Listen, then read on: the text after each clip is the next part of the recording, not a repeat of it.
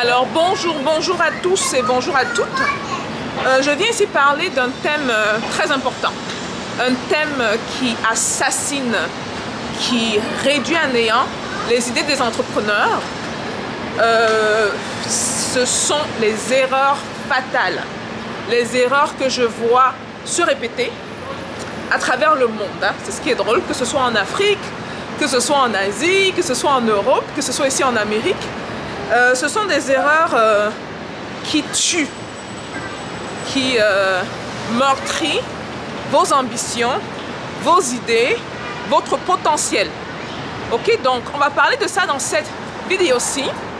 Je vous amène avec moi durant une petite partie de la journée, n'est-ce pas? Et puis on va en parler. Stay tuned.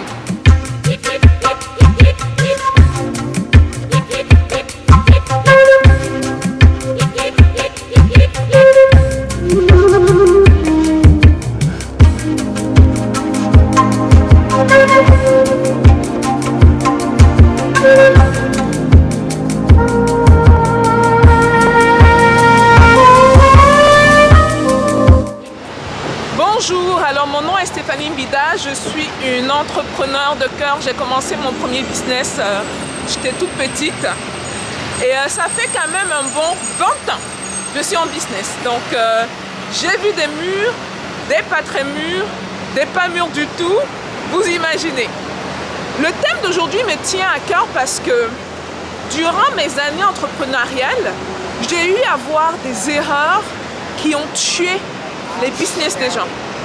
Des erreurs qu'on peut facilement combler si on comprend certains paramètres. Okay? Donc, je veux parler de ça ici aujourd'hui. On va parler des 3 erreurs fatales que vous pouvez éviter.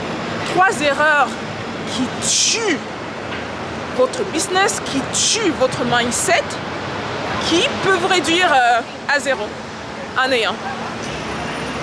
La première erreur fatale, c'est le fait que vous ne vous concentrez que sur ce que vous voulez. Je vais répéter, hein? C'est pour ça que je l'ai mis en première position. La première erreur fatale, c'est le fait que vous vous concentrez juste sur ce que vous voulez, ce qui vous plaît, ce que vous pensez peut fonctionner. Vous voyez un problème, hein? C'est vous. Le tout, c'est vous. C'est moi. Je vais lancer ce produit-ci. Et ce qui est drôle, c'est que je vois la même erreur s'accomplir dans Amazon. Hier encore, je parlais avec un de mes élèves qui m'a approché, qui vend déjà dans un certain milieu et qui veut vendre ses produits sur Amazon. Je lui ai demandé au gars, mais mon gars, les gars qui payent sur Amazon t'ont dit qu'ils veulent ça? Ils t'ont pas dit ça. Ils t'ont pas dit ça. Donc, tu ne peux pas venir avec toi, ce que tu penses peut fonctionner. Parce qu'il y a un truc qu'il faut comprendre sur l'entrepreneur. Je pense l'avoir déjà mentionné, mais je vais encore le répéter, hein, parce que c'est très important de comprendre ça. L'entrepreneur est un servant. L'entrepreneur est un servant.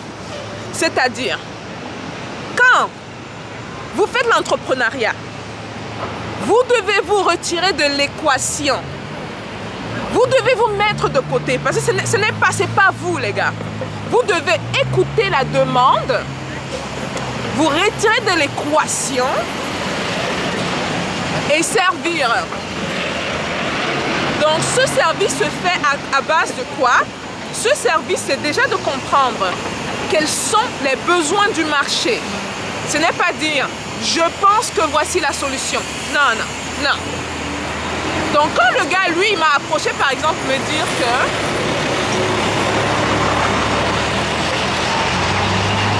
on est à New York ici, hein, on grille les feux à la marche. Quand le gars m'a approché pour me dire que ben voici les produits qu'il veut vendre, la première question que je lui ai posée, c'est de savoir est-ce que les gens sur Amazon t'ont dit qu'ils veulent le produit là? Et c'est pareil partout, hein. C'est pas juste sur Amazon.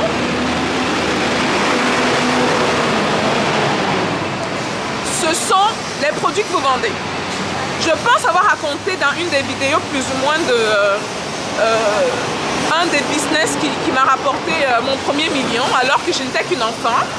Et c'est le business des t-shirts ou des chemises en français. J'ai suivi les plaintes d'une personne. Donc vous voyez, ce n'est pas parti de moi. C'est pas parti de moi. Je n'ai pas décidé que c'est ce que je voulais faire. C'est parti d'une complainte, c'est parti d'une plainte extérieure. La première chose que j'ai faite, c'est d'aller avec un petit échantillon pour tester le marché. Parce que mes premiers t-shirts, mes premières chemises que j'ai payées, je pense que c'était de l'ordre de 10. J'en ai pris 10 pour aller vendre sur le marché, pour tester. Et ces premières 10 chemises se sont vendues comme des petits pains. Et c'est là que j'ai su qu'il y avait une demande. Donc, la première erreur à éviter, les gars, l'entrepreneur, le vrai entrepreneur, le genre d'entrepreneur qui se fait l'argent là. Je ne vous dis pas les gens qui se font les 100 000 $ l'année, ils pensent qu'ils ont fait l'argent. Non, non. Les gens qui se font des millions, c'est ceux qui servent leur marché. Et servir son marché, c'est-à-dire se retirer de l'équation. Je vais avoir un langage ordurier en anglais. Je vais utiliser un anglais, donc je m'excuse d'avance. Get over yourself. Vous avez entendu ça? Hein? Get over yourself. Désolé.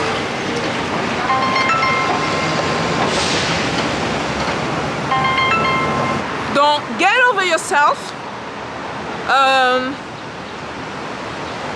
Il faut être moins centré sur vous. Hein? Donc, get over yourself. It's not about you, guys. L'entrepreneuriat is about other people. C'est pas vous, ce sont les autres. Ok? Vous m'avez bien entendu. Hein? Ça, c'est une erreur fatale. Donc, quand le gars vient me voir avec ses produits, parce qu'il est intéressé à vendre ces produits-là, la question primordiale à toujours se poser, c'est de savoir, est-ce que les clients veulent ce produit? Ok? Donc ça, c'est la première erreur. Ne tombez pas dans ce piège-là. Ne tombez pas dans ce piège-là. C'est très important. N'allez pas vendre ce dont vous êtes amoureux. N'allez pas vendre ce que vous aimez parce que vous serez le seul acheteur. Et le plus important, ce n'est pas d'avoir un acheteur qui est vous. Le plus important, c'est d'avoir des milliers et des centaines de milliers d'acheteurs. N'est-ce pas? Donc, ça, c'est la première erreur. La deuxième erreur, et là, je suis sûre qu'il y a beaucoup qui ne seront pas d'accord avec moi. Hein. Le deuxième point, c'est quoi? C'est les finances. Wouhou, let's get the light. Ce sont les finances, les gars. L'argent. Les gens qui disent que oui, j'ai une idée ceci, mais mon idée est bloquée à cause de l'argent, à cause de... Mon gars, mon ami, tu mens. Tu mens. Ok? Qui t'a dit ça? Vous savez qu'il y a des gens qui ont lancé des business avec... déjà en partant de rien. Quand je dis en partant de rien, c'est soit 0 $, soit 0 francs, ou avec une toute petite somme, et qui sont millionnaires aujourd'hui. Ils ont fait comment? Ils ont fait comment? Donc le problème, c'est pas l'argent. Le problème, c'est que toi, tu ne sais pas deux choses importantes. Tu ne sais pas comment twister certains paramètres de ton business qui peuvent éviter de te faire dépenser beaucoup d'argent. De un. De deux, tu ne sais pas comment aller chercher l'argent parce que la plupart du temps, et moi je vois ça partout, même certaines personnes quand même qui se défendent dans l'entrepreneuriat sont assez redondantes sur ces manières de trouver l'argent. Je ne suis pas trop partisane de ça. Hein. Ceux qui se tournent vers les banques, ceux qui se tournent vers les moyens traditionnels de faire les demandes de financement, je ne suis pas sûre que je suis très d'accord avec. Okay? Donc, le problème, ce n'est pas l'argent en soi. Le problème, déjà, premièrement, c'est la stratégie que tu as. Parce qu'il y a parfois certains qui viennent me voir avec leur business qui me disent que, ben voilà, voici le business que je veux faire, je n'ai pas assez d'argent, c'est pour ça que je suis bloquée. Oui, tu n'as pas assez d'argent, mais tu peux avoir des relations par exemple. Et quand je parle des relations, je ne vous parle pas des gens fortunés. Hein.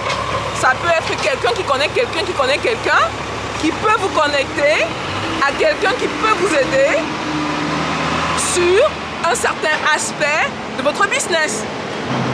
Lorsque je lançais, j'ai eu l'opportunité de lancer plusieurs compagnies tech, parce que j'adore la tech, là, tout ce qui est tech, j'adore. Et un de mes soucis, c'était de faire le coding. C'était de trouver quelqu'un de performant pour faire le coding, pour coder le site tel qu'on le voulait. Et là, je me suis rendu compte que merde, pour avoir ce genre de site, parce que c'était un site de crowdfunding, les gars, pour avoir ce genre de site, on nous demandait en moyenne à l'époque, hein, c'était très cher là, autour de 2015, on nous demandait en moyenne 30-40 000 $ à l'époque. Et là, je me suis dit, man, je veux trouver 40 000 $ où? J'étais avec une très bonne partenaire à moi du Bénin. Coucou à toi, ma partenaire, elle va se reconnaître. Et là, je me suis dit, you know what? F that. Je vais apprendre à coder. Je vais apprendre à coder. Je vais apprendre à faire des sites internet. Je vais apprendre. Parce que l'avantage que j'avais, c'est que j'avais quand même assez de temps. Et je suis allée bosser. Je suis allée apprendre à coder. Là, maintenant, je suis carrément ce qu'on appelle un hacker. Je vous hack les téléphones, je vous hack les ordinateurs. Tout ce que tu me donnes, je te hack. J'entre même dans ton compte bancaire pour voir combien tu as. Très facilement. Vous n'avez pas idée. Mais bon, ça, on n'en parle pas ici. Hein. Donc, en 2015, je me suis rendu compte de ça. Et puis, si je m'étais limitée au niveau financier, je n'aurais jamais créé cette compagnie-là. Cette compagnie n'allait jamais avoir vu le jour. Vous voyez, certains allaient me dire, oui, mais voilà, tu as besoin d'argent. Oui, tu as besoin d'argent. Mais dès le départ, tu ne peux pas commencer à te plaindre financièrement. En anglais, on dit que le problème, c'est que you're not resourceful. On parle de resourcefulness. C'est-à-dire utiliser sa matière grise pour se demander le challenge financier que j'ai, comment je peux le contourner. Ça peut être que vous avez besoin de matériel, par exemple, pour lancer un aspect de votre projet. Comment vous pouvez le contourner? Vous pouvez connecter avec la personne qui fait le matériel dont vous avez besoin. Trouver des manières smart et intelligentes d'obtenir ce que vous voulez obtenir. Par exemple, travailler pour la personne pendant 2, 3, 4 mois. En échange de ce matériel-là, ce sont des idées hein, que je vous donne. Ça dépend bien sûr de chaque situation bien précise. Donc la partie financière est une des raisons pour lesquelles beaucoup de business shut down, beaucoup de business viennent pleurer qu'ils ont besoin d'argent. Beaucoup de business ne se rendent pas compte que l'argent, oui, c'est important pour bâtir un business, mais pratiquement jamais pour le début. Ce qui nous manque le plus, c'est la matière grise. C'est d'utiliser ça, là. Et le cerveau que vous voyez ici, les gars, je pense que c'est la chose la plus puissante qu'il y a dans ce monde. Je pense qu'on ne se rend même pas compte à quel point notre cerveau est puissant, quoi. Parce que c'est un autre niveau. Ça, je peux vous le dire. Donc, il y a les finances. Donc oui, l'argent.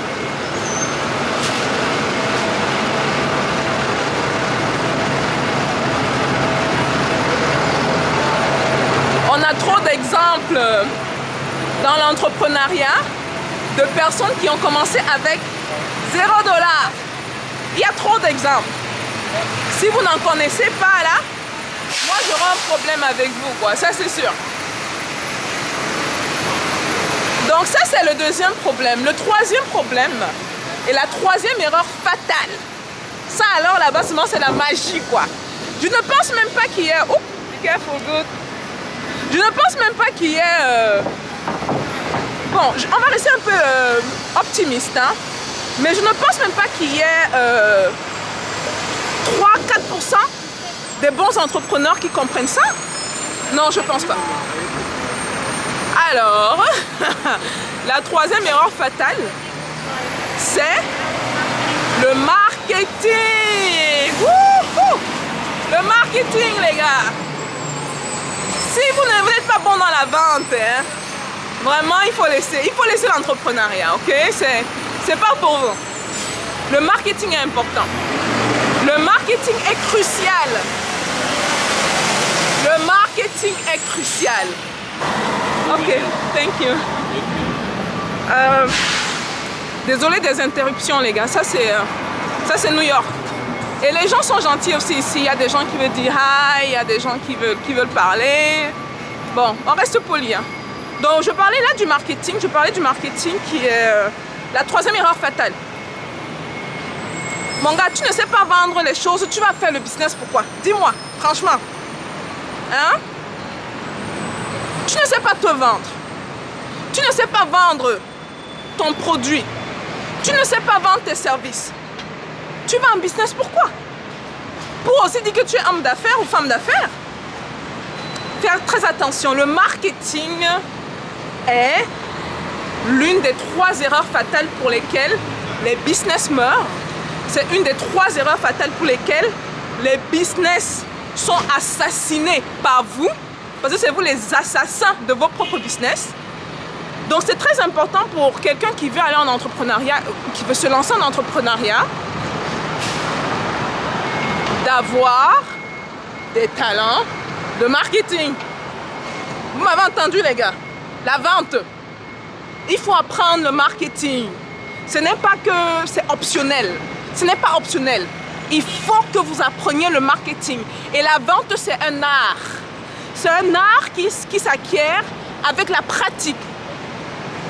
Parce que je peux vous dire toutes les belles choses que vous voulez entendre, mais la réalité c'est que déjà premièrement, il faut que vous sachiez ce que vous devez faire, de 1, et de 2, vous devez appliquer ça.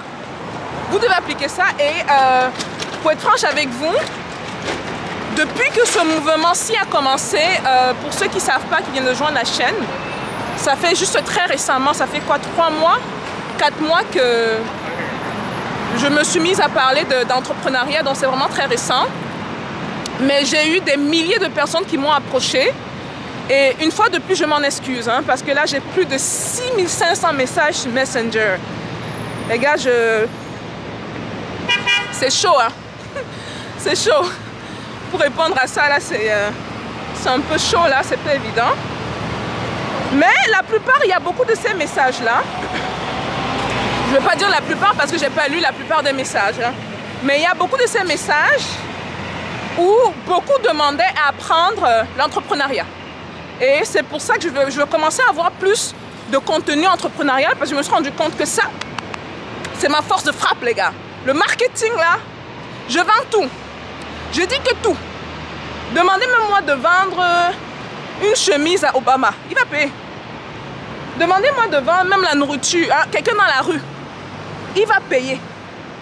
Donc, ne vous amusez pas avec cet aspect-là. C'est très intéressant, c'est très important. Et de plus en plus de gens sont intéressés justement à apprendre plus sur le marketing. Ce qui veut dire que, et vous voyez, j'écoute la demande. Je suis une entrepreneur. Je suis dans mon coin, je peux faire mes affaires, mais j'écoute. Les gens viennent me dire, Stéphanie, je vais en apprendre plus sur l'entrepreneuriat. Stéphanie, aide-moi. Stéphanie, je ne sais pas comment vendre. Stéphanie, j'ai suivi que tu as de l'expérience. Stéphanie, je n'étais pas sûre. Je suis allée regarder sur Internet si tu es vraiment la personne que tu dis que tu es là. Puis je me suis rendu compte que tu... Hey, c'est vraiment ça. Mais pardon, aide-moi alors. J'écoute la demande. Donc, je vais lancer une formation en marketing spécifique. Je vais appeler ça... Il faut trouver un nom inspirant. Attraper. Non, non, non. Je vais venir avec non. Parce qu'il faut l'inspiration. Mais je vais lancer une formation en marketing. Ça sera rapide, hein, et ce sera limité à 100 personnes.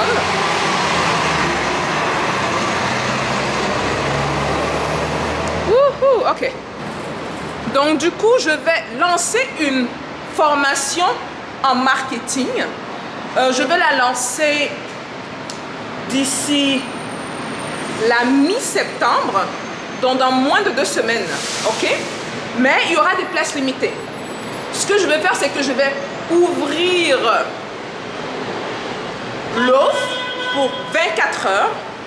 24 heures l'offre, on va prendre juste 100 personnes. Et ça, c'est une formation où je vais aller parler des techniques que vous n'avez jamais vu ces techniques nulle part.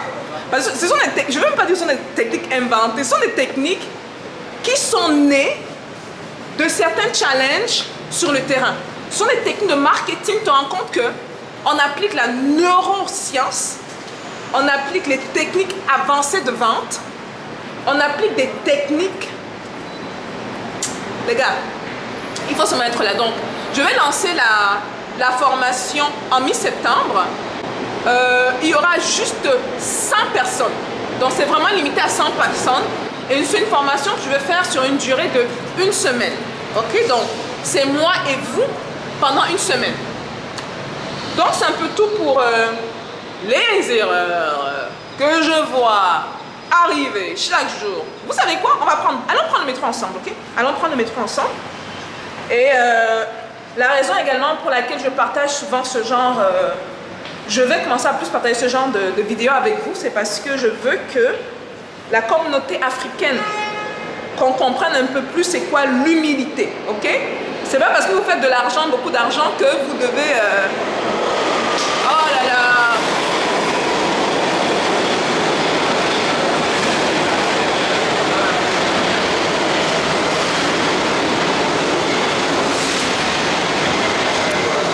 La mauvaise direction, les gars. Let's go back up, on va de l'autre côté.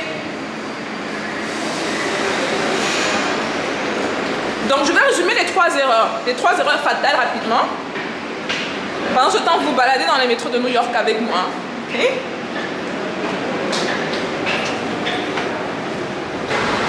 Donc les 3 erreurs fatales, pour résumer le tout. La première erreur, super important. Ne tombez pas amoureux de votre idée, les gars. Le produit que tu veux vendre, là, qui t'a dit qu'il veut payer le produit, là?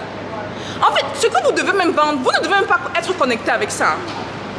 Vous tombez amoureux d'un produit, vous pensez que vous l'aimez, vous ne testez même pas le marché, vous vous lancez, vous vous dites que ça va fonctionner, et ça chute, vous dites que oh, l'entrepreneuriat, c'est pas évident, oh, ceci, cela. Ne tombez pas amoureux de vous. La deuxième erreur, ne ramenez pas tout à l'argent.